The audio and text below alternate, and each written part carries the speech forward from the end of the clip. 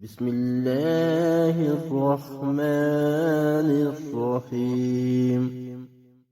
پیارے دوستو، اگر آپ کو حدیث سننا پسند ہے تو اس چینل کو لائک کر کے سبسکرائب کر لیں اور بیل کے بٹن کو دبا دیں۔ جزاک اللہ خیرا۔ ام سلمہ رضی اللہ عنہا سے روایت کرتی ہیں کہ ایک رات نبی کریم صلی اللہ علیہ وسلم نے بیدار ہوتے ہی فرمایا کہ سبحان اللہ، آج کی رات کس قدر فتنے اتارے گئے ہیں اور کتنے ہی خزانے کھولے گئے ہیں۔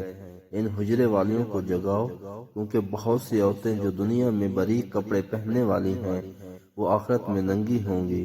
حدیث نمبر 115، صحیح بخاری۔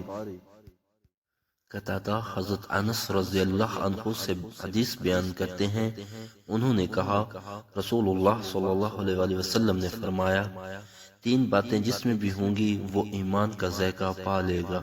نمبر 1، جو شخص کسی انسان سے محبت کرتا ہے اور اللہ کے سوا کسی اور کی خاطر اس سے محبت نہیں کرتا۔ نمبر 2، جس کے لیے اللہ اور اس کے رسول صلی اللہ علیہ وسلم باقی ہر کسی سے زیادہ پیارے ہیں۔ نمبر 3، اور جب اللہ نے اسے کفر سے بچا لیا ہے تو آگ میں ڈالا جانا اسے کفر میں دوبارہ لوٹنے سے زیادہ پسند ہے۔ حدیث نمبر 166، صحیح مسلم۔